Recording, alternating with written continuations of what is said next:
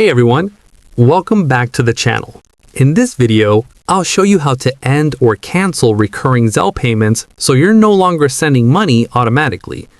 To get started, open your bank's mobile app or the Zelle app and sign into your account. Once you're logged in, go to the Zelle section and tap on the Activity tab. Scroll down through your activity until you find the recurring payment you want to cancel.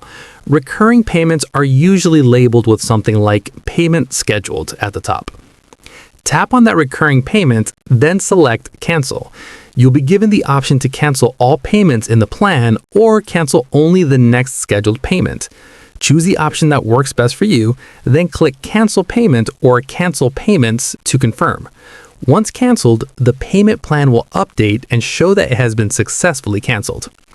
Keep in mind that once a scheduled payment has already been sent, it cannot be reversed. Only future payments in the plan can be canceled. That's it for this video. If this guide helped you end recurring Zelle payments, make sure to like, subscribe, and leave a comment if you have questions. Thanks for watching, and I'll see you in the next one.